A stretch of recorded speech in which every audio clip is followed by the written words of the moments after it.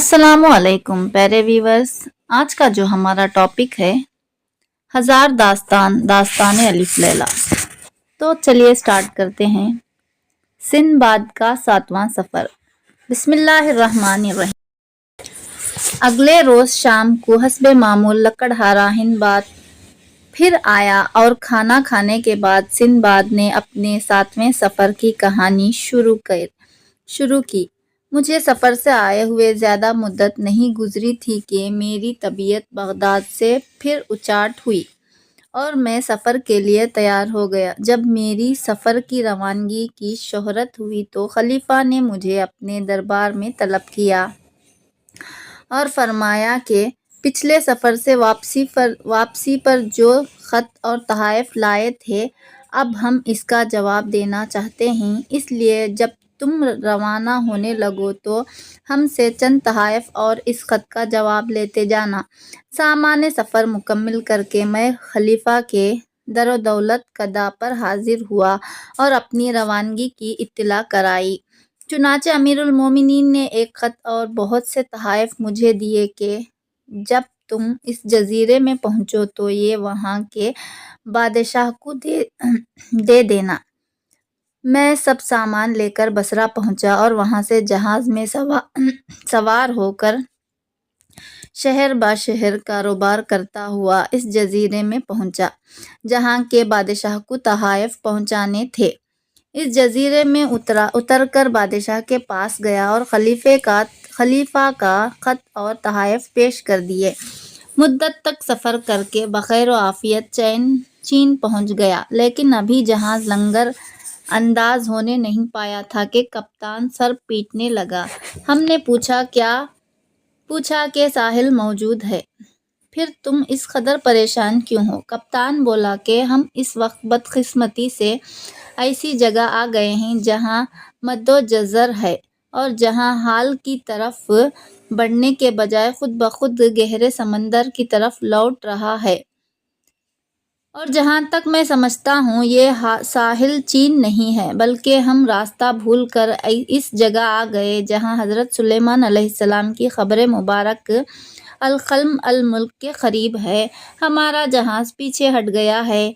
थोड़ी देर में एक तूफ़ान सा उठता हुआ मालूम हुआ और जब गौर से देखा तो मालूम हुआ कि एक बहुत बड़ी मछली मुंह खोले हुए आ रही है। करीब आकर मछली ने जहाज़ को टक्कर मार दी और जहाज़ पाश हो गया। मुझे मालूम नहीं कि मेरे साथियों में से कौन जिंदा बचा और कौन हिलाक हुआ।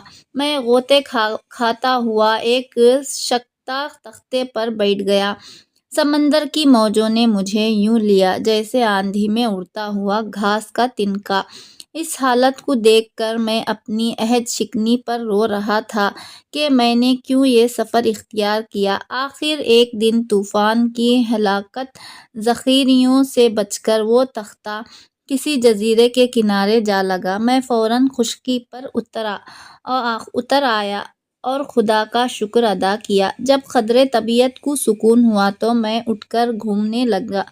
सामने एक बहुत बड़ी नहर आई।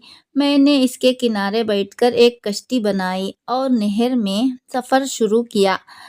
3-4 रोज़ मैं इत्मीनान से इस नहर में सफ़र करता रहा। एक रोज़ मैंने दूर से देखा कि नहर एक पहाड़ी चट्टान के नीचे से होकर गुजरती है। ये देखकर मेरे होशो हवास जाते रहे। हर चंद कोशिश की कि किश्ती फेर लूँ, लेकिन पानी का बहाव इतना तेज़ था कि मेरी कोई तरकीब कारगर साबित नहीं हुई। मजबूरन आंखें बंद करके कश्ती में लेट गया और दिल ही दिल में सलामती की खुदा से दुआएं मांगता रहा। कश्ती अपनी रो में उलटती पलटती पहाड़ के नीचे से सलामती के साथ गुजर गई। मैंने सिजदाए शुक्र अदा किया और फिर कश्ती को संभालने के लिए उठकर बैठ गया। सामने देखा एक आलीशान शहर है। किनारे पर कुछ आदमी खड़े हैं। मैंने इशारे से इनसे दरख्वास्त की कि मुझे बचाइए। इन लोगों ने कोशिश करके मेरी कश्ती को रोका और मुझे किनारे पर ले गए। भूख की शिद्दत से मेरी जान लबों पर आई हुई थी। ان لوگوں نے مجھے کھانا دیا، پھر اپنے ساتھ شہر میں لے گئے اور 3 روز تک میری اتنی خاطر و مدارت کی کہ میں جو اپنا گھر بھول گیا۔ چوتھے روز مجھے ساحل پر لے آئے اور کہنے لگے، یہ تمہارا مال ہے، اگر تم چاہو تو اس کو اچھے منافع پر فروخت کیا جا سکتا ہے۔ میں نے حیران ہو کر کہا کہ میرے ساتھ کوئی مال و اسباب نہیں ہے۔ وہ ہنس کر کہنے لگے کہ یہ لکڑی جس سے تم نے کشتی بنائی ہے بے حد قیمتی ہے، گو اس وقت بازار کا بھاؤ گرا ہوا ہے لیکن پھر بھی کم از کم 1100 دینار میں فروخت ہو سکتی ہے۔ یہ کہہ کر وہ مجھے گھر لائے اور 1100 دینار اور رہائش کے لیے ایک مکان دیا۔ اس تمام عرصے میں میرا میزبان ایک بوڑھا شخص میرے ساتھ رہا کرتا تھا۔ جب میں وہاں رہنے لگا تو ایک روز بوڑھے نے کہا کہ میرا آخری وقت قریب آ چکا ہے، اگر تم میری لڑکی کو اپنی زوجیت میں قبول کر لو تو بڑی مہربانی ہوگی۔ میں نے اس کا شکریہ ادا کیا اور شادی کر کے ہنسی خوشی رہنے لگا۔ چند روز بعد اس بوڑھے کا انتقال ہو گیا اور اس کی تمام جائیداد کے وارث میں اور میری بیوی قرار پائے۔ ایک ہفتے کے بعد میں نے محسوس کیا کہ یہ لوگ عجیب قسم کے ہیں، کیونکہ ہر مہینہ بعد ان کے پر نکل آتے ہیں اور یہ اڑ کر کہیں جاتے ہیں۔ ایک دفعہ ایک شخص کی خوشامد کر کے میں بھی ان کے پروں میں لیٹ گیا اور وہ مجھے اڑا کر ایک پہاڑ پر لے گئے۔ وہاں پہنچ کر میں نے دیکھا کہ اسی قسم کے اور بہت سے پر والے آدمی جمع ہیں اور فرشتوں کی تسبیح و تہلیل کی جانب پرور آوازیں آ رہی ہیں۔ بے اختیار میری زبان سے سبحان اللہ نکل گیا۔ یہ سنتے ہی وہ سب مجھ پر پل پڑے اور آد موا کر کے رکھ دیا۔ میں سخت حیران تھا کہ ایک مصیبت سے نکلتا ہوں اور دوسری میں آ موجود ہوتی ہے۔ اسی اثنا میں 2 بہت خوبصورت نوجوان میرے قریب آئے اور سلام کر کے مجھے تسلی دی اور ایک سونے کی چھڑی دے کر کہہ گئے کہ اب نیچے اترو۔ میں پہاڑ سے نیچے اترنے کی کوشش کر رہا تھا اور تھوڑی دور چلا تھا کہ سامنے سے ایک آدمی بھاگتا ہوا آیا جس کے تعاقب میں ایک ہسدہ آ رہا تھا۔ میں نے اس آدمی کو اس ہسدے سے بچایا اور وہ میرا بہت ممنون ہوا اور ہم دونوں آگے چلے تو کیا دیکھتا ہوں کہ سامنے سے وہی آدمی آ رہا ہے جو مجھے پروں پر بٹھا کر پہاڑ تک لایا تھا۔ قریب آ کر اس نے میری بڑی خوشامد کی اور اپنے پروں پر بٹھا کر مجھے دوبارہ گھر پر چھوڑ گیا۔ میری بیوی نے سلامتی پر شکر ادا کیا اور کہنے لگی کہ ان لوگوں سے بالکل میل جول نہ رکھو، یہ لوگ اخوان الشیاطین ہیں۔ میں نے کہا کہ پھر ایسے ملک میں رہنے سے کیا فائدہ؟ وہ کہنے لگی کہ بسم اللہ اپنے وطن چلو۔ چنانچہ میں نے کل جائیداد فروخت کر کے سامان تجارت خریدا اور ایک جہاز میں سوار ہو کر بخیریت بصرے آ گیا اور وہاں سے خرید و فروخت کرتا ہوا بغداد آیا اور ہمیشہ کے لیے سفر سے توبہ کی۔ اب عیش و آرام کی زندگی بسر کرتا ہوں۔ یہ قصہ سندباد نے سنا کر 100 دینار کی تھیلی ہندباد کو دی اور کہا کہ اگر تمہیں منظور ہو تو آئندہ میرے پاس رہو اور کاروبار کرو۔ چنانچہ ہندباد مع اپنے اہل و عیال کے سندباد کے پاس آ گیا اور بھائیوں کی طرح رہنے لگا۔ کہانی ختم ہوئی تو دینا زاد نے اس کی بہت تعریف کی۔ شہرزاد کہنے لگی کہ بہن اگر بادشاہ نے کل مجھے قتل نہ کیا تو انشاءاللہ ایک اس سے بھی عجیب و غریب دلچسپ کہانی سناؤں گی۔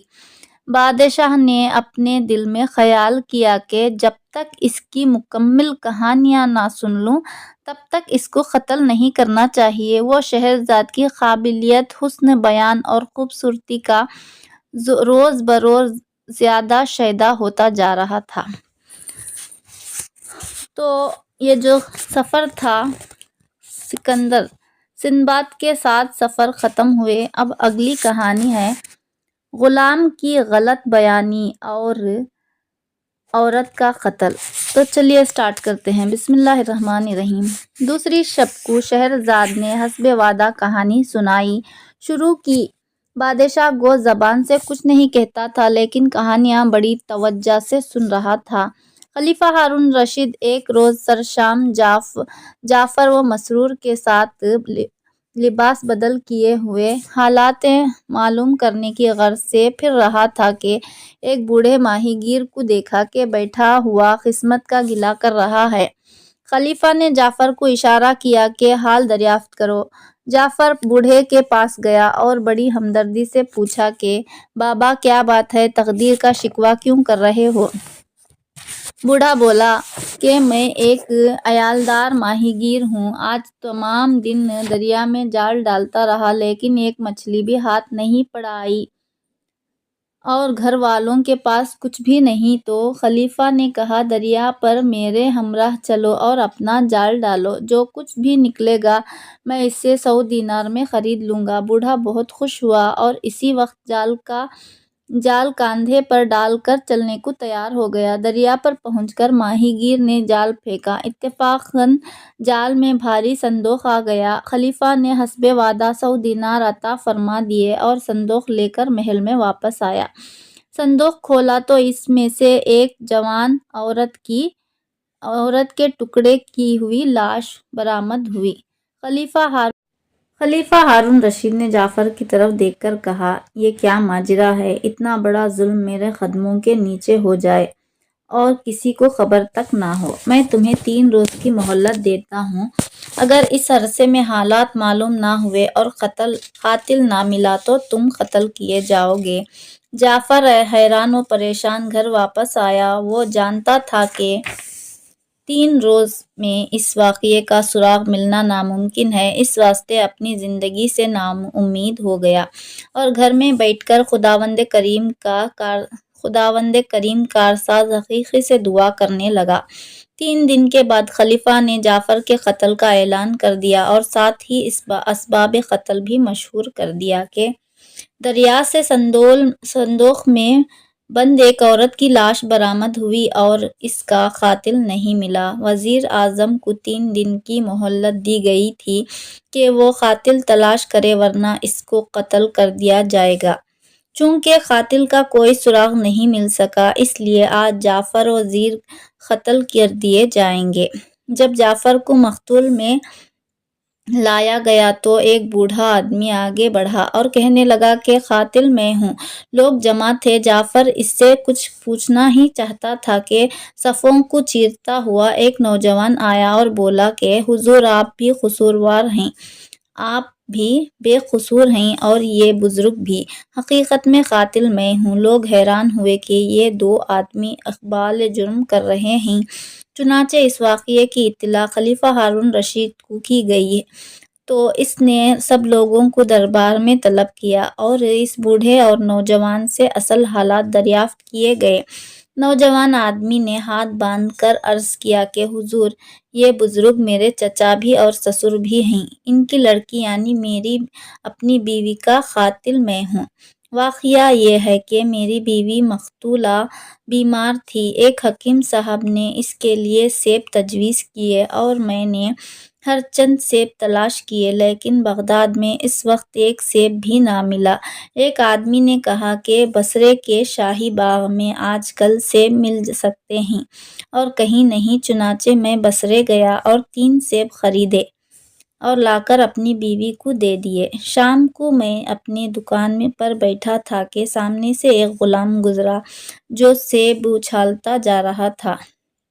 میں نے دیکھا اور پہچانا کہ یہ وہی سیب ہے جو میں بصرے سے لایا تھا۔ میں نے اس کو بلایا اور دریافت کیا کہ یہاں تو سیب ملتا ہی نہیں، تم کہاں سے لائے؟ وہ کہنے لگا کہ میری معشوقہ نے دیا ہے، میں کئی روز سے باہر گیا ہوا تھا، آج واپس آیا تو معلوم ہوا کہ وہ علیل ہے۔ میں مزاج پرسی کو گیا، چنانچہ اس نے یہ سیب مجھے دیا جو اس کے بے وقوف خاوند بصرے سے اس کے لیے لایا تھا۔ غلام کی باتیں سن کر غیرت اور غصے سے میری حالت پاگلوں جیسی ہو گئی۔ میں گھر گیا تو دیکھا تو میری بیوی کے پاس صرف 2 سیب رکھے ہیں۔ میں نے پوچھا کہ تیسرا سیب کہاں ہے؟ وہ بولی کہ مجھے معلوم نہیں، شاید کسی بچے نے اٹھا لیا ہوگا۔ مجھے چونکہ حال معلوم تھا اس لیے ضبط نہ کر سکا۔ اس کو قتل کر کے صندوق میں بند کر دیا اور دریا میں ڈال دیا۔ تھوڑی دیر بعد میرا لڑکا روتا ہوا آیا۔ میں نے پوچھا کیا ہوا؟ وہ بولا کہ میں یہاں سے ایک سیب لے کر باہر گیا تھا، وہ میرے ہاتھ سے ایک غلام نے چھین لیا اور میں رونے لگا۔ وہ غلام بولا تو سیب کہاں سے لایا؟ میں نے کہا کہ میری ماں بیمار ہے، میرا باپ اس کے لیے 3 سیب بصرہ سے لایا ہے، میرا سیب دے دو ورنہ میری ماں مارے گی۔ اس غلام نے مجھے مارا اور سیب لے کر بھاگ گیا۔ بچے سے یہ واقعہ سن کر مجھے اتنی پشیمانی ہوئی کہ عرض نہیں کر سکتا، لیکن اب کیا کر سکتا تھا۔ اس کے بعد میں نے سسر کو یہ واقعہ سنایا، وہ بھی رونے لگا۔ ہم ابھی ماتم داری سے فارغ نہیں ہوئے تھے کہ اطلاع ملی کہ میری بیوی کے قاتل اوس جعفر وزیر بلاخصور مارے جا رہے ہیں۔ چنانچہ میں یہاں پہنچا اور اپنے جرم کا اقرار کیا۔ خلیفہ نے اس نوجوان اور بوڑھے کو معاف کر دیا اور کہا اصل قصوروار اس غلام کا ہے جس نے اتنا بڑا بہتان تراشا ہے، اور جعفر کو حکم دیا کہ اس غلام کو تلاش کر، اور جعفر نے اس نوجوان کی مدد سے ہر چند کوشش کی لیکن اس غلام کا کوئی سراغ نہ ملا۔ جعفر خلیفہ کے مزاج سے واقف تھا کہ اگر وہ غلام نہ ملا تو تجھے ہرگز معاف نہ کرے گا۔ اسی پریشانی میں اگلے روز جعفر اپنی چھوٹی لڑکی کو پیار کر کے جانے لگا تو اس نے محسوس کیا کہ اس کی جیب میں کوئی سخت چیز ہے۔ نکال کر دیکھا تو وہی کمبخت سیب تھا جس کے لیے پہلے ایک قتل ہو چکا ہے اور جعفر کی جان پر بنی ہوئی ہے۔ جعفر نے اپنی لڑکی سے پوچھا کہ یہ سیب کہاں سے ملا؟ لڑکی نے بتایا کہ میں نے اپنے غلام ریحان سے 3 دینار میں خریدا ہے۔ جعفر نے غلام کو طلب کیا اور سیب دکھا کر پوچھا یہ سیب تم کہاں سے لائے ہو؟ غلام نے کہا حضور کئی دن ہوئے میں نے ایک لڑکے سے چھینا تھا۔ جعفر نے غلام کو گرفتار کر لیا اور خلیفہ کی خدمت میں لے کر حاضر ہوا۔ خلیفہ نے حکم دیا کہ اس غلام کو برسر عام قتل کر دیا جائے۔ جعفر نے دست بستہ کھڑے ہو کر عرض کیا کہ غلام کا قصور بھی ارادی نہیں ہے، اس نے جھوٹ تو ضرور بولا مگر اس کو بھی یہ معلوم نہ تھا کہ جس شخص سے وہ غلط بیانی کر رہا ہے وہ اسی لڑکے کا باپ ہے جس سے اس نے سیب چھینا تھا۔ میں آپ کو نور الدین شمس الدین کا قصہ سناتا ہوں۔ انشاءاللہ نئی کہانی نیکسٹ پارٹ میں اپلوڈ ہوگی۔ نور الدین شمس الدین کا واقعہ، نئی کہانی نیکسٹ پارٹ میں اپلوڈ ہوگی۔ لائک شیئر سبسکرائب ضرور کریے گا، دعاؤں میں ضرور یاد رکھیے گا۔ اللہ حافظ۔